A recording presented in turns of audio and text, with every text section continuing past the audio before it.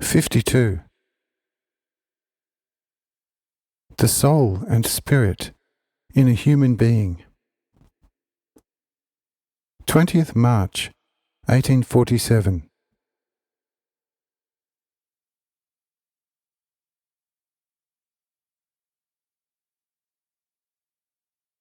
What concerns the natural earth, we have dealt with as precisely as possible in the natural part of this communication. But that this apparently natural earth is nothing less than natural, that is, material, we will recognize even more precisely by the present further revelation than we have recognized it so far. But in order to reach a thorough knowledge in this matter, we must understand quite fundamentally what soul and spirit actually are.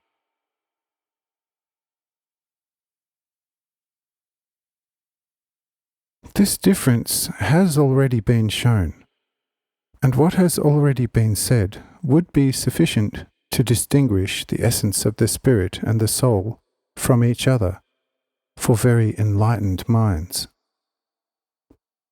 But for you, who do not yet have the right contemplation in the subject of the inner life, the matter must be explained somewhat more clearly, so that you can thereby attain a correct understanding.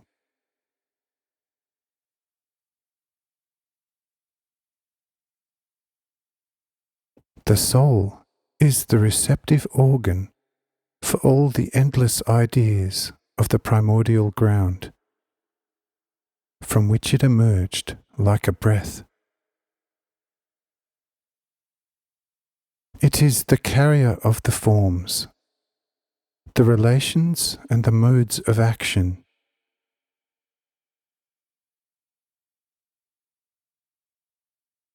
All these ideas, forms, relations, and modes of action are laid down in it in the smallest wrappings.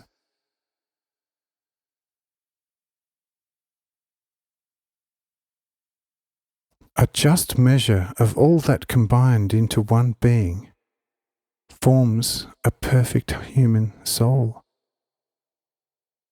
But because the soul is a compendium of an innumerable quantity of different substantial particles of intelligence, it can also be separated again as a composite in its parts, as it were, like the air, which also forms and represents a continuum, but is nevertheless capable of an infinite separation.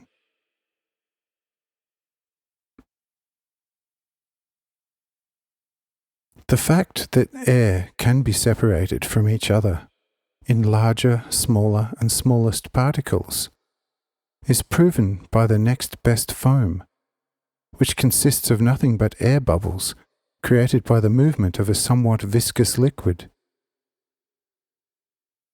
When the bubbles disappear, the air sealed in them is immediately one again with the whole mass. But as long as the bubbles remain, they enclose a part of the air within themselves and, as you like to say, hermetically seal it off from the outer air through the transparent wall.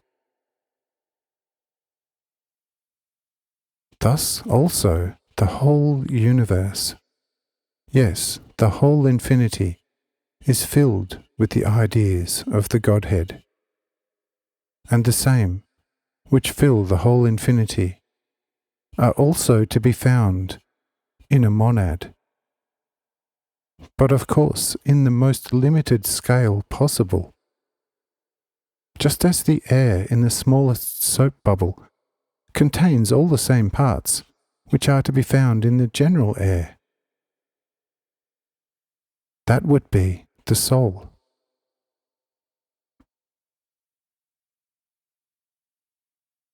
Yes, what is the spirit after all? many a psychologist will ask. The spirit is not a form in itself, but it is the very being that creates the forms.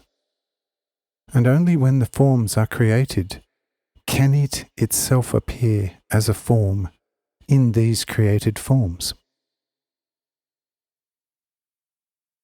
Every force, if it is to confirm itself as such, must provide itself with a counterforce. Only on the basis of this created supporting point can the force express its effects and bring them to manifestation.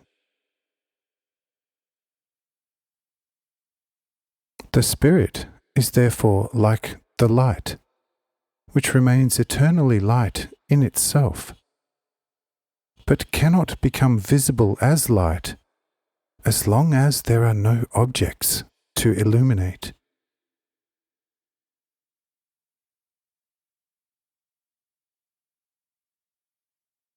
The light, as you see, for example, also with the sun, constantly and evenly goes out from it, but without an object, no eye can notice its existence.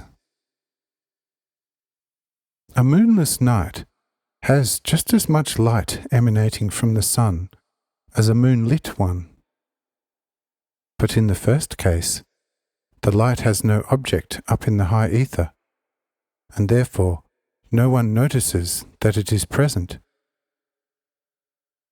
But if the moon stands as an efficient body in the high ether at night time, the outgoing sunlight is immediately perceived very powerfully, and everyone who is only somewhat familiar with astronomy will easily notice how and from where the moon is illuminated by the sun.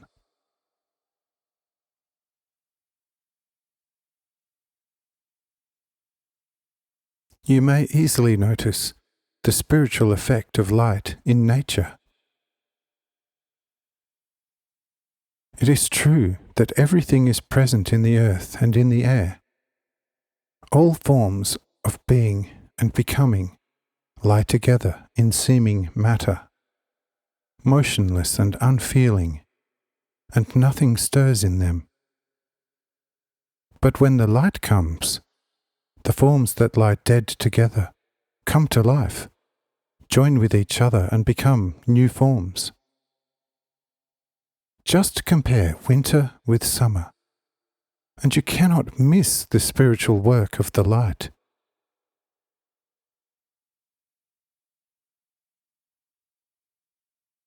Now you also know what the spirit actually is.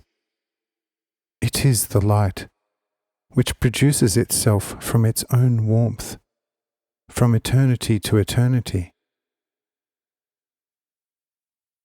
and is like the warmth, the love, and like the light, the wisdom.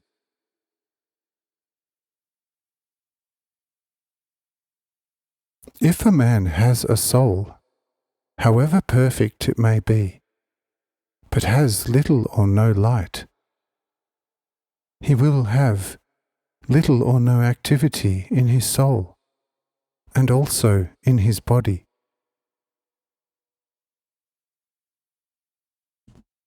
But if light comes into this soul, it becomes active according to the measure of the light in it. The soul of a cretin, for example, is just as perfect in itself as that of a doctor of philosophy. But the body of this soul is too clumsy and heavy, and lets only extremely little or no light into the soul. Or the spark of light which is put into the soul cannot flare up, because it is pressed too much by the clumsy mass of flesh. The soul of a philosopher, however, lets through much light. The mass of flesh has become looser through much learning, and does not press the spiritual flame to one point so much.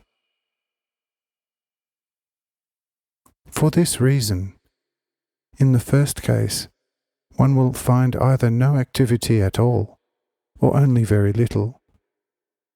In the second case, however, the enlightened individual will have almost no rest and quiet because of all the activity.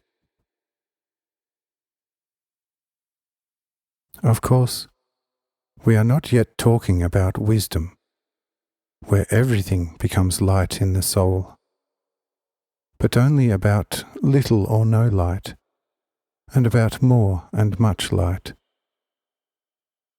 From this it can already be seen quite clearly that without spirit or light, everything is dead and not capable of any further development and perfection.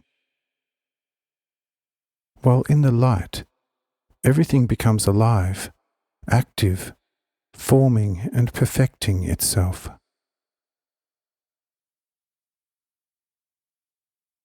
Light has certainly also no form for itself, but it creates the forms, and then works itself as form in the forms.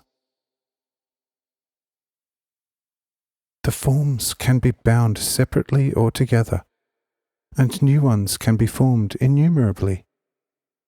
The light, however, cannot be separated, but it penetrates everything without interruption. What is receptive for the light, but what is not receptive for the light, that remains dark and dead in itself, because a lightless state of the soul is its death. It is self-evident that we are speaking here of the eternal light, which alone causes life, and not of a shooting light, lightning light, that is, an anger light, which gives a doubtful enlightenment only for a moment. But when it ceases, then it becomes 10 times darker than before. Such a light is like the infernal light. There are also such flare-ups, but after each one, there is always a 10-fold greater darkness.